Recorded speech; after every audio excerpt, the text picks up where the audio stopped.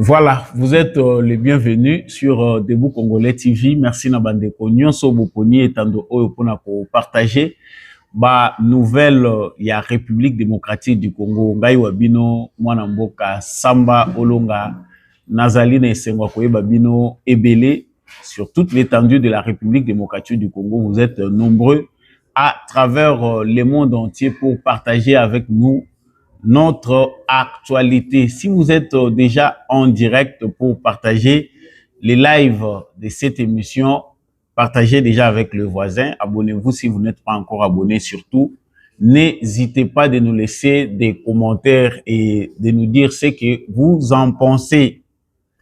Nazalaka toujours na obligation morale ya ko rappeler na ba commun des mortels que justice ya Nzambe et rataka motote, justice ya Nzambe moto mokote a échappaka na contrôle nango. Soki to ko échapper na contrôle ya bato mokili, nous devons le savoir que justice ya Nzambe et échappaka moto mokota échappaka na contrôle na yango. Voilà, pour l'actualité d'aujourd'hui, on va lire cette agitation. Il y a ma proche, il y a Joseph Kabila aujourd'hui sur l'olenge oyo examen ezali kosalema. Il y a requête oyo ba déposaki na cour militaire pour na lever ya ba immunité ya Joseph Kabila. Donc cette réquisitoire ces réquisitoires est analysé na niveau ya Sénat, ambiance ezali ndenge nini kuna, quelles sont les opinions différentes par rapport au sort qui est réservé à monsieur Joseph Kabila, ancien président de la République et sénateur à vie sur base des lois de la République démocratique du Congo. En tout cas, nous allons analyser ensemble le point de vue des uns et des autres, notamment le point de vue de l'Observatoire de la dépense publique de M. Floribon Mouteba, des autres activistes des droits de l'homme et ceux qui sont proches de Joseph Kabila idéologiquement ou politiquement, qui contestent cette mesure, pensant que mesure wana ezali ko respecter constitution ya ekolo Congote. En tout cas, toza kolobela makambo ena sikawa. Sangwa mibale tokolobela na kati actualité na biso ezali kozongela dossier oyo ezali lokola singa na kingo ya Constant Mutamba, détournement ou pas, tomoni lettre moko kouta na cabinet ya premier ministre oyo premier ministre ye moko azali ko talisa na Constant Mutamba que il faut à suspendre nanu attente na ye ya makambo oyo ya marché gré à gré pour asenga ki pona entreprise Zion oyo esengela ki bakende ko construire prison na Kisangani. Qui dit vrai? Pourquoi c'est mensonge? Parce que si l'argent n'a pas encore été débloqué, pourquoi Constant Mutamba a-t-il menti et menacé ceux qui parlaient de cette affaire que Bakoza l'a traduit en justice pour diffamation? Nous en parlons aussi ici dans le cadre de l'émission Oyo. Bienvenue sur Debout Congolais TV. Merci à vous tous qui avez choisi cette plateforme pour nous partager na biso basango ya ekolo Congo boyebi ndenge nini tosalaka. Likez cette vidéo, partagez avec le voisin et surtout n'hésitez pas de vous abonner et de nous laisser des commentaires. Naota ekolobawa que dossier oyo ezali munene pour l'instant na République démocratique du Congo, c'est cette affaire qui concerne l'ancien président de la République, Joseph Kabila. Affaire oyo ezali affaire moko ezali ko lobisa ba Congolais ebele. Il y a des Congolais, une minorité j'espère, bazali kobanza que Joseph Kabila akoki kozala poursuivi te na qualité na ye comme tout autre sénateur et bazali komona que procédure où ezali entamée na niveau ya Sénat congolais. Ezali procédure moko où ezali basée na légalité. Ça, nous en avons parlé. Mais aujourd'hui, na niveau ya Sénat ya République démocratique du Congo, où ezali dirigé na Sama Lukonde, bakotisi réunion topé plénière ya bureau na bango pona kolobela makambo etali réquisitoire ya cour militaire pona kosenga levé ya immunité ya monsieur Joseph Kabila. Donc affaire où ezali ko opposé ba congolais belé au banza que monsieur Joseph Kabila koyi ko samba toté. Est-ce que procédure ezali respectée pona ba mususu y compris ba proche à Joseph Kabila ezali important que ba respecter procédure, c'est-à-dire ba convoquer réunion, ba convoquer congrès. C'est à partir ya congrès nde bakoki ko procéder pona kolongola immunité ya Joseph Kabila. Wana ezali makanisi ya bato baza proche à Joseph Kabila. Et on voit cet engouement ya bato bazali proche ya Joseph Kabila bazali kotalisa clairement que cette affaire pona bango ezali injuste. Affaire wana ezali injuste pourquoi? Parce que bazali koyeba te président na bango topé ancien président Joseph Kabila azali reproché na nini. Donc à peine réunion ekoti ya Sénat, on a vu que sénatrice Mwando azali kokoti sa motion incidentielle pour na kosenga que lever ya ba immunité à Joseph Kabila isengeli ezala soumise na congrès et non na plénière ya Sénat conformément à l'article 224 ya règlement intérieur ya Sénat. Donc pour na bango procédure wana ezali yango te. Joseph Kabila azali na ba immunité en tant que ancien président de la République. Titre naye ya sénateur à vie ezali titre moko honorifique. Et que na qualité wana bakoki ko longolaye ba immunité comme sénateur nyonso ordinaire. Ça c'est ce qui est connu. Tout le monde peut ba information batu mususu bazali ko confirmer. Il y a des gens comme monsieur Florimond Mouteba. Il y a observatoire, il y a dépenses publiques. ONG ezali privé, topé Asbel na ezali privé. Ezali ko engager te ba information ya pesaka. To éviter méthode nini ya procédara pona ko pesa ba information na ye. Il est beaucoup plus proche de l'opposition qu'un organe de la société civile où il y a ses réclamants. À lobby décision il y a qu'on poursuivre Joseph Kabila ezali ko permettre cohésion nationale TP unité en Boka. Azo senga na président Félix Tshisekedi à revoir décision wana ba stopper procédure ya kolande la Joseph Kabila. C'est de la même manière que Moïse Katumbi oyo azali ko se considérer moment azali koloba comme un exilé politique. Yé pas azali ko lancer appel na Félix Tshisekedi pour lui dire que ezali malamouté ko procéder na ko poursuivre Joseph Kabila parce que il faut favoriser tes climats ya cohésion nationale. Par contre, il faut envisager un dialogue national pour na ko traiter ba différents problèmes profonds ya mboka. Donc pour ceux qui se sont exprimés, la plupart ya bato bazali ko se sentir être de l'opposition, bazali couper sa position na bango pour dire que c'est important que poursuivre Joseph Kabila.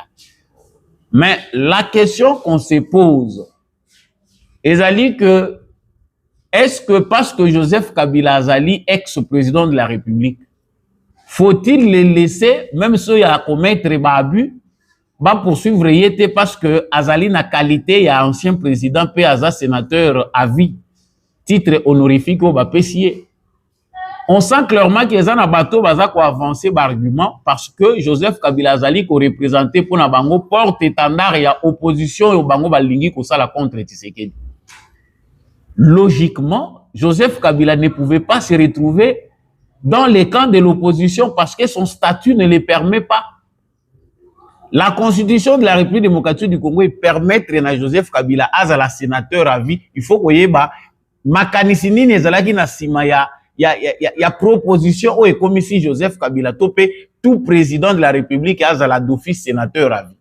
C'est parce qu'on a remarqué que Batouana, tant que va diriger Mboka Bazan d'expérience, ils peuvent apporter quelque chose comme contribution na chambre wana auto ya parlement na biso pour na aider Mboka yeba ko avancer.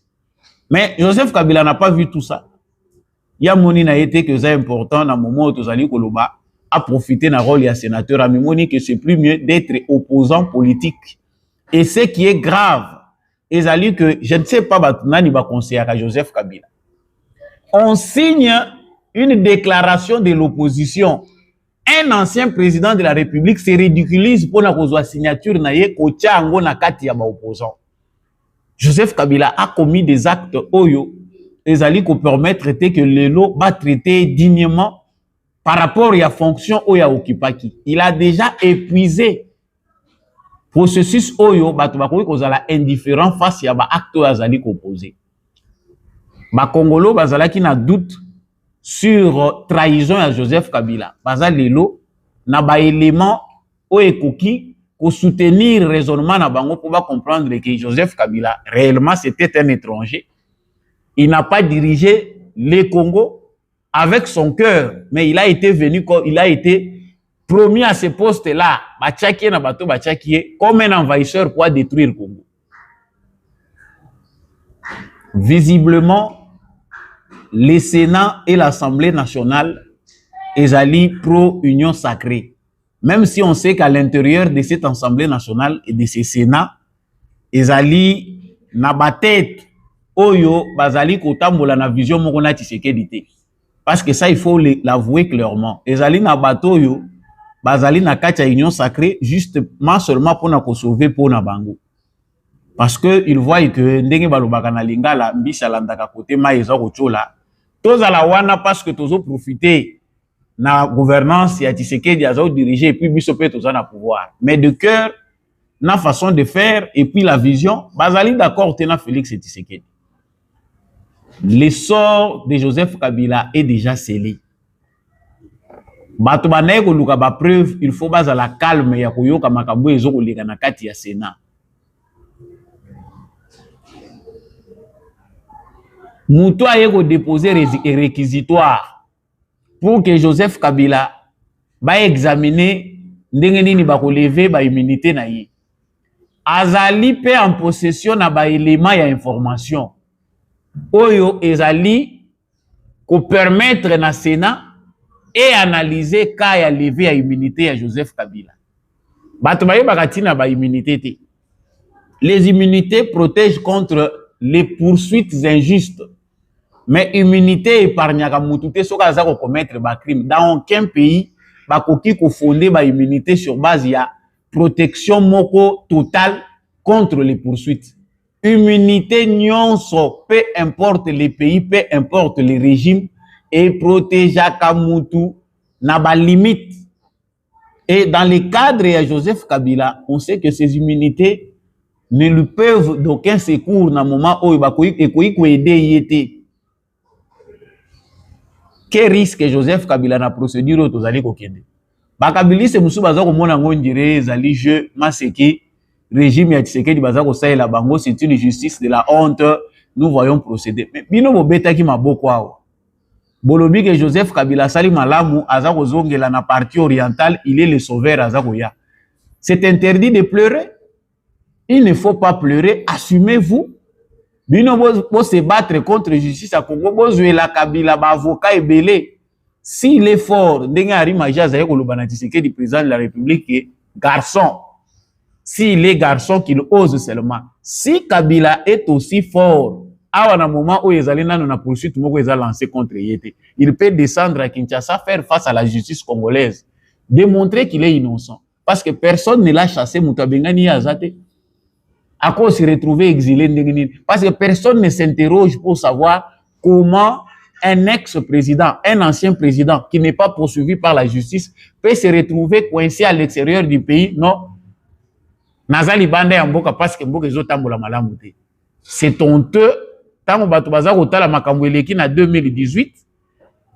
passation pacifique ya pouvoir oyo ezalaki historique bato ba féliciter ba congolais balobi que voilà le Congo a marqué un pas de géant to s'attendaki ke kozala chaos mais sagesse moko boya dernière minute et de Kabila bima par la grande porte mais tout moni que sagesse wana ezalaki nango imposé ezalaki pression ya mukili na pression ya ba congolais nde ezalaki ke Kabila akitisa pouvoir na ndenge ya kimia. Mais Kokenda Kei, Kanda na Yesilite, il pense que le Congo c'est un bien privé qui lui appartient. Il lui est permis de faire tout ce qu'il peut faire. Le sort de Joseph Kabila est déjà scellé. Ba kabiliste na ba politicien congolais oyo ba s'accrocher na Kabila. Pour moni mutu soki aza ou melamai aza ko se noyer na mai ya yebi na jeter. L'impression, l'idée qui lui vient dans la tête, na se amai wana ta moni nyoka ko kangango ondire eloko moko elinge sauvenga. C'est ça la même chose na bato baza kokoka kosala opposition contre Tshisekedi. Comment na moment auto ko lobela Kabila? Cohésion ya mboka ekomi ko senga non, il faut que le président actuel puisse s'entretenir. Est-ce que ça na mutu oyo na minute oyo asali humilité à se rabaisser le la Tshisekedi face à Joseph Kabila? Tshisekedi est bien parti, il a consulté Kabila, il a suivi les traces, mais pourvu que tout a intérêt à Mboka Liboso. Kabila n'a pas voulu de ça. Coalition FCC caché Koufa Ponani. C'est parce que les autres ont pensé que Zali Mouma na Bango ya ko ridiculiser Tshisekedi, c'est un président ou a la simple instrument bisonde to diriger. Yango ba mimagi na souka. Mais les autres pensent que Zana no théâtre. Heureusement que les uns ont compris na moment toza koloba tamazo koloba ke Tshisekedi il ne s'agit pas de lui. Soki makambo eza koleka na Congo, makambo Kabila za ko sala 18 ans, c'est parce que ce n'est pas une affaire privée de Tshisekedi. Et Tshisekedi est aussi conscient que il n'a pas de temps à se régler ba compte de manière privée na Joseph Kabila. C'est une affaire d'État. Donc les affaires moko d'État. Il faut to memaye na procédure eza sérieux. Bakto Kabila commettre et bandika kate ya ndenge akei ko officialiser appartenance na ye na M23 na AFC. Non. Kabila a posé d'autres actes ici. Tant Jean-Pierre Bemba za koloba ke Mobondo c'est Joseph Kabila. Il y a des gens qui sont arrêtés baza na ndolo, baza kotanga kombo ya Joseph Kabila. Les gens pensent baza koloba non te, il faut to luka o ke bazo reprocher ye nini ba élément nini baza ko détenir. Bomona ki yango ezama seki. On ne combat pas l'État. Ce n'est pas une affaire privée entre Tshisekedi et Joseph Kabila. Le sort de Joseph Kabila est scellé. Kagame ayebi ke Kabila za na ye loko moko te parce que il faut avoir un niveau trop bas pour na se rabaisser na niveau Kabila sali oyo. Yo ozala ki un président ya mboka wana. Le président de notre pays te coince pour oya officialiser rébellion. Donc ola kisake yo ozana sima ya rébellion moko ya bato baza ko nuire na Congo. Il faut les termes ne convient pas toujours que le terme ni to ko employer pour na ko scruter intelligence ya Kabila. L'erreur irréparable qu'il a commis eza ya kolongwa na mabe oya salaka na silence, mabe oya salaka secret ba congolais belé ba yeba ngoti abimisi yango polele officiellement. Il s'est réduit lui-même au niveau où il a voulu qu'on puisse le réduire. Donc inutile de plairer toutes les déclarations toza koyoka o Claudel Lubaya lobby, Moïse Katumbi a lobby, o ba oyo ba lobby. Vous plairez pour rien. Au moment où nous parlons ici, sort même il y a pas proche à Joseph Kabila scellé. Hein. C'est Tshisekedi qui ne veut pas que ça soit interprété comme un règlement de compte. Mais Minak Shadar, Ramazani Shadari, oh tu zako lubawa. Na oyo mususu oyo soki nani nani secrétaire souci a peu perdu. Baza interdit de sortir na mboka. Peut-être les autres bazo mona ngoka ki eza intimidation à régime té. Tshisekedi ne veut pas donner l'image de quelqu'un qui règle des comptes à des individus. Yango ezo umela. Justice na biso pe eza incompétente. Yango makambo yo eza kozala gérer malamu te. Soki justice na biso ezala ki bien rodé, ezala ki na niveau. Mbele bato ebele baza ko kende ko samba dans le calme pe makele toza ko yoka ngote. Mais parce que justice na biso ezolinga impulsion ya président chaque fois que le président est à Kolobak. Il y a d'autres hommes makambo. Donc bato baza kozela congrès. Bokomi ko samba bino moko bolobité Sénat et salangote, il faut ba réunir des congrès pour ba longo l'immunité. Ah bon? Bokomi ko senga procédure à moulaï. Bino bolobi Kabila za fort, bubande ko zelaye na batambour. Bo zelaye nanga ya kaka komati Kinshasa, bobeta tambour na bino malam. C'est tout ce que nous on attendait. Parce que quand on a dit que soyons républicains, bon se respecter, bino boboyi, bolobité nanga zo ya Kinshasa, Kabila va retourner au pouvoir. Mais faites ce que vous avez voulu. Aïe, comme une sous procédure, il y a Sénat. Kabila est puissant. Dites à Kabila, bazo zilaye na Kisangani, bazo zilaye akende na Tanganyika, aleka na Lubumbashi, après aya kozonga na Kinshasa ndenga fudele yaki. La sagesse n'est pas donnée pour tout le monde. Zamende mutape sakabatu sagesse. Les intelligents, il y en a beaucoup, mais les sages, pas à mouké. Le sort de Joseph Kabila est bien scellé. Muto azo bunda combat de droit. Na muto azo bunda combat moko. Ayebi objectif ou azo visiter azo inande muto. Baza différent. En attendant que le Sénat donne les détails importants, tu es que ma parti politique Moussous est suspendu d'activité. Je ne sais pas pourquoi ça prend du temps chez nous dans le service ou à Bissau. Nanga, Akenda Kala, ça fait longtemps que Nanga est parti, il a commencé son mouvement. Pour nous suspendre l'activité à parti politique, il a fallu attendre plus d'une année à ce que tout le monde ministère intérieur et suspendre l'activité. Il y a un parti politique, il y a Corneille Nanga, il y a Franck Diongo, il y a Thomas Lubanga. Il y a PPRD toujours. Vous pensez que, et ça, le Makamboune époque à Kabila, époque à Tshisekedi, vous avez choisi la rébellion. Allez combattre. Combattre, amener des arguments. Bamonaki que c'est facile, amener l'argent au Kiko Memela Mindele Mbongo. Mbongo et Silaka. On ne combat pas l'État. Mbongo et Silaka. Ce qui attend Joseph Kabila dans les jours à venir, c'est que on va puiser. Pour Ezana Katiawa, Ezawe Abisso. Ça appartient aux Congolais. Les biens appartenant. Baouti Kokanga, président mauritanien. Je pense que vidéo wana bako l'excellence sans savoir ce qui se passe dedans. Mais le président mauritanien vient d'être arrêté, condamné hier. Ceux qui 20 ans, ceux qui 10 ans, au bakateli président mauritanien. Pourquoi? Balingi baye qu'est-ce que il a fait pour avoir autant de biens, autant d'argent? Vous pensez que nous n'avons pas aussi raison de nous poser la question de savoir Mutoyo a Kambaki Biso pendant 18 ans. Comment il a fait pour avoir tous ces biens? Vous pensez que Ndenge Kongwe Kozalaka se poser question pendant 18 ans, Kabila avait fait quoi? Il était payé comment? Il gagnait quoi? Pour Azalana Kingakati, Azalana Kashamata, Azalana telles entreprises, tel bien. Biloko Nyons to Holande Langote, hein? Non, ce n'est pas une affaire de Tshisekedi, c'est une affaire d'État. Kabila lui-même a ouvert sa porte de prison. Et nous, ce que nous attendons, c'est que justice soit rendue au peuple congolais. Nazo Souki Sawa n'a qu'à répondre par information aussi. Na Batubaloba qui les Kamboya Constant Moutamba. Et ces documents que vous voyez là, c'est les documents qui viennent encore de la primature. Ezali document Oyo, Ezali Kotalisa. Réponse Oyo, primature, Bazako Pesana Constant Moutamba. Moi, je n'ai pas dit que Moutamba détourna Kimbongo. Il y a des gens qui sont revenus à moi.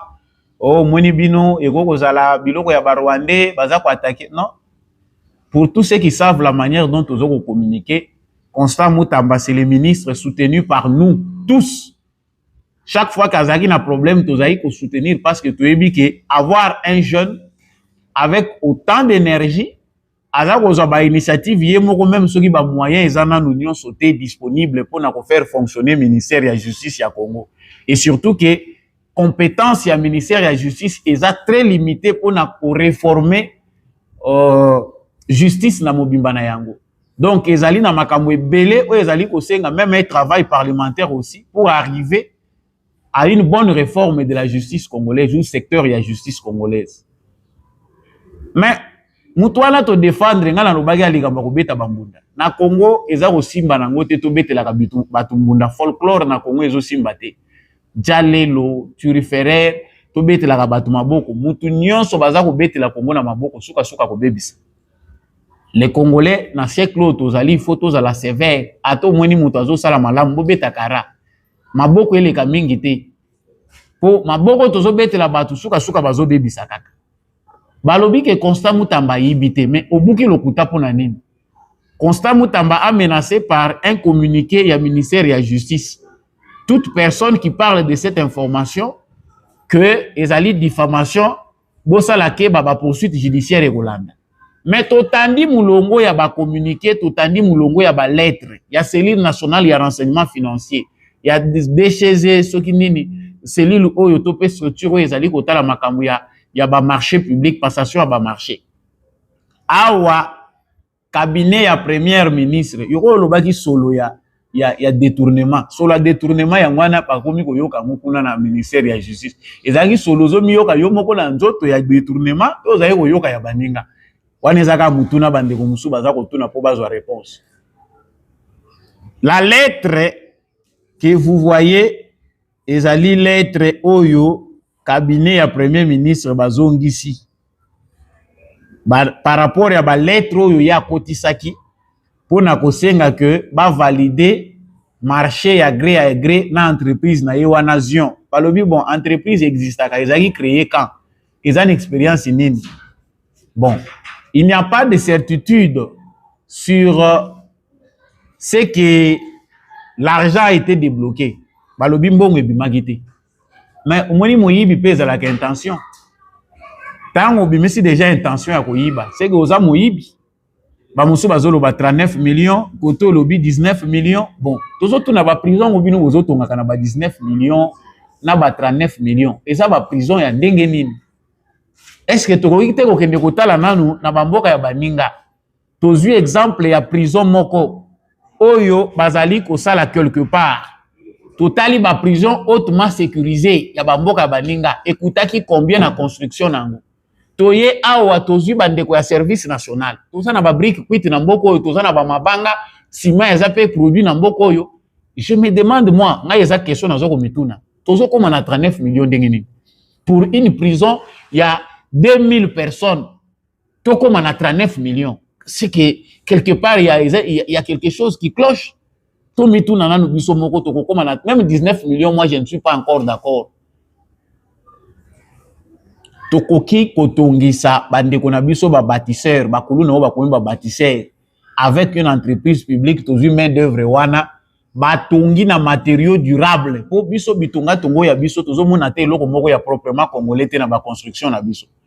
Alors que nous avons nos pierres ici, oyo ekoki ko se transformer ba sali yango ba carreau, toza na ba mabanga, nous avons ba stratégie nyonso ezala bazo koluka même badalo ozomona ke mutu aza kozwa ba oyo ezali ba déchets plastiques et autres asali badalo. Mais wapi gouvernement pour soutenir ba projet ya ndenge wana ko créer ba industrie locale oyo ezo permettre que ba biloko ndenge baza ko embellir na bamboka baninga oyo bino bolingi ko tondisaka bana na bino basala ngo epa na biso zéro.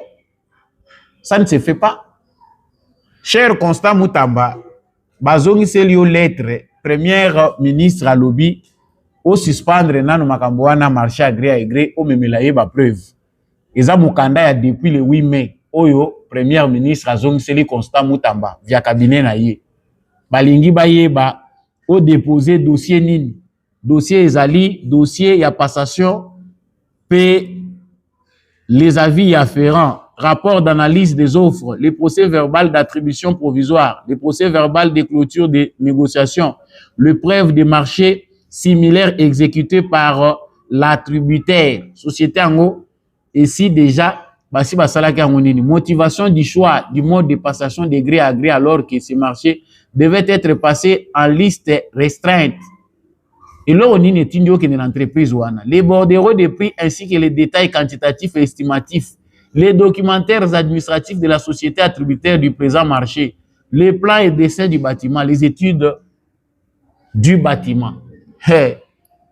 Ngai nazana esengo pourquoi? Parce que au moins sous Félix Tshisekedi tozo sala ba débat ya boye. Les pays évoluent. Pour na bato ya mutema mabe baza koloba que c'est sous Tshisekedi qu'on détourne beaucoup toza mitema mabe. Ces débats on ne les faisait pas à l'époque de Kabila. Ba détail o tokomi ko discuter tozo zona ba documents na réseaux sociaux, c'est un progrès sur le plan ou dans le cadre de la transparence. Tozo sala débat, il y a ba détail ya makambo ezo le kana ba ministère. Sous Kabila yo monaka ngwa. Félicitations à Félix Tshisekedi. Il reste encore beaucoup de choses à faire. Mais oh, to komi ko moni zo sunga biso. Soki lobby Constant Mutamba kokende. Oh ya koya na sima Constant Mutamba yeba que ba Congolais basi ba fongwa mimiso. Tout de suite komi ko landela. Toza ko apprendre du jour au jour. C'est ce qu'on demande aux Congolais. Vigilance citoyenne et lobby te que diffamation. O banda kozwa ka makambo ya kofinga batu, o luka makambo ya kokosi la batu. Avec ça nous apprenons nous tous.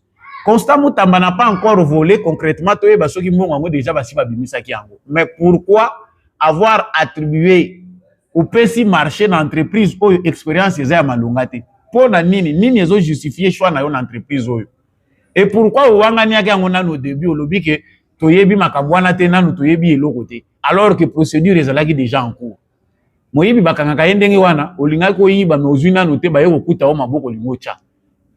Ndeko Constant Mutamba, nous n'avons rien contre vous. Par contre, on vous félicite déjà na début ya malamu yo salaki. Makambo ebele to monaki awa ezalaki que to monaki mama na biso mususu alekaki awa na ministère ya justice awa Rose Mutombo. Afon eleka ya malamu eleka ya mabe tozo yoka te. Yo quand même oyeli biso ba communiquer eza ko bota ma production ba communiquer zo ya tout le temps tozo yokaka. Quand même tozo yeba qu'il y a quelque chose qui se passe. Oza ko dénoncer atande ngozo sala wana to betaki maboko. Mais oyo zo ya boye. Na éviter ceux qui ba nomination lobi ko suka ndenge nini. Émission esili bino moko bomoni que actualité na biso ezaki centré na makambo yo ezaki ko leka Sénat pour na Joseph Kabila. Tout se paye ici-bas, on ne récolte que ce qu'on a semé. Soki Kabila salaki malamu nde na moment toza ko loba ebele ya bato bazali na balabala kokotela Kabila. Soki Kabila lelo aza obligé ba défendre ye na bato il faut ko futa na bongo. Bino moko bo mitu na salaki malamu to mabe. Mais il faut être amnésique pour soutenir Joseph Kabila. Moi, j'entends que un jour, les Congolais vont comme conscient, na initiative ba Congolais bango moko. Tout sali et belé organisation, il y a ba victime, il y a gouvernance, il y a Joseph Kabila. Tout que porter plainte, tout déposer ango na tout pesi ango procureur général, tout ébicier landela biso Joseph Kabila pour na crime topé boye, pour na boye, pour na boye. Il n'est pas protégé par rapport au crime, il n'est pas protégé par rapport au vol. Na ba détournement topé ba bien nyon so azali ko détenir de manière non justifiée. Émission esili, merci l'équipe technique qui accompagne qui biso au CP na vidéo oyo like yango, partager na voisin ko bosana te ko s'abonner so ko zana abonner te ngai na bino na banza. Toza ko kuta na prochainement na actualité mususu. Au revoir.